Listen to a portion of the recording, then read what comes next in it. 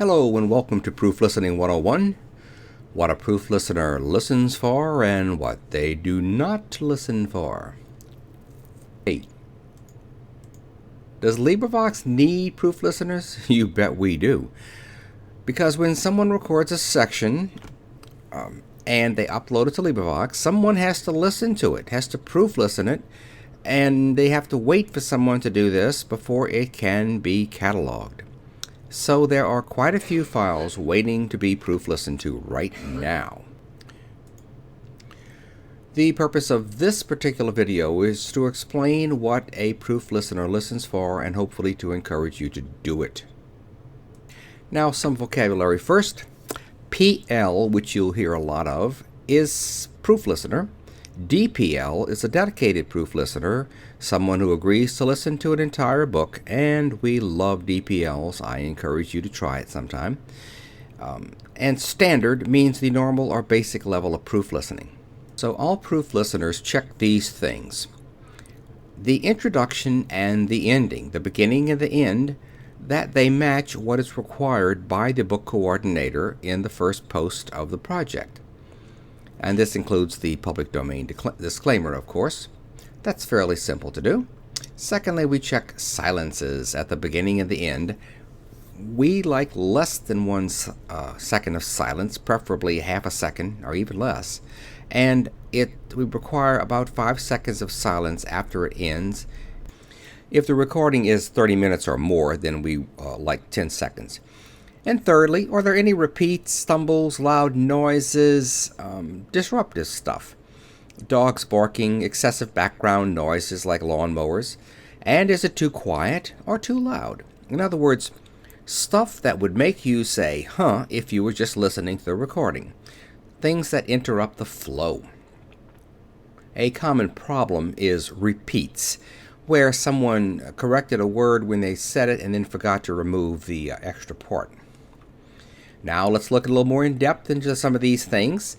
First, the intro and the outro. Every project has a first post that contains the instructions for readers on what they are to say before and after their sections. And when you go to the first post as a proof listener and scroll down, you will come to a section that says, make sure you add this to the beginning and end of your recording. And in this case, you would listen for Chapter 63 of Miss Billy Married, and then the Librivox disclaimer. And they could put the recording by, and Miss Billy Married by Eleanor H. Porter, Chapter 63, and then the recording would start. At the end of the recording, you would listen for End of Chapter 63, and of course at the end of the book, very last chapter, someone would add End of Miss Billy Married by Eleanor H. Porter. Whatever it is, the book coordinator will put down exactly what they're supposed to. Next, we have to check the silences. Now here I am using Audacity to demonstrate. For example, here you can see that there is about a half a second at the beginning of this recording. And at the end, there's about 5 seconds of silences. But you do not need to use Audacity or any program. You can use your ears just to check the silences. If it sounds like less than a second, then it probably is. Pardon me. Any recording less than 30 minutes needs 5 seconds of silence at the end. And if it's more than 30 minutes, the silence must be 10 seconds. And these aren't exacting times, but the closer they are, the better. Because when the sections are all put together to be cataloged, there really should be a standard gap between them, and not have one with 1 second and the next one with 20 seconds before it. Now to go into a bit more depth about the third items here, the things, just use your common sense. The basic question is, did it disrupt the flow of the recording? Did it cause you to say whoop or what or huh? If not, then just let it go. If it does cause that problem, then make a note of when it happened. Things like loud pops, maybe hitting the microphone, silences that go on for way too long, repeats of words and phrases, serious bumbles, intrusive background noises, dogs barking or scratching or things like that, or if it's too loud or too quiet. Now, in this case, if you need to turn your volume way up or way down to hear the recording, it's probably too quiet or too loud, and that should be noted with a note like, it appeared to be way too quiet. I had a hard time hearing it, or something like that. Your job is just to be sure that the recording is listenable, another stumble, before we put it into the catalog. Now, what doesn't a proof listener listen for?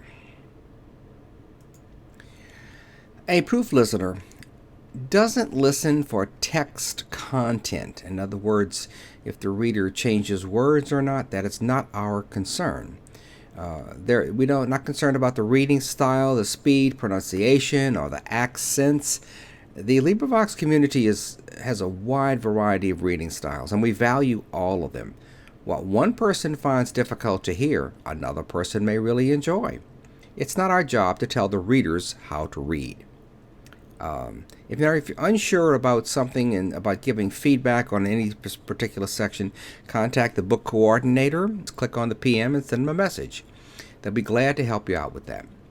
Now, if you hear an error, make a note of it, what time it occurs in the recording. For example, stumble at 2:45, which would mean 2 minutes and 45 seconds into the recording.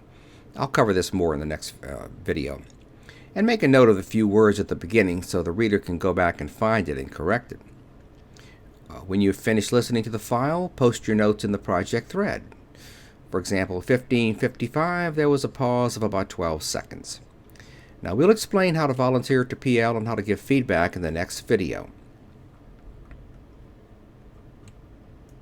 Just to be clear, there's 3 videos in this series that I'm making. One is Proof Listening 101, which you're finishing now, what a proof listener listens for and what they do not listen for. Now, to go on to the next stage, which I recommend, is Proof Listening 102, how to find things to proof listen and how to report the results.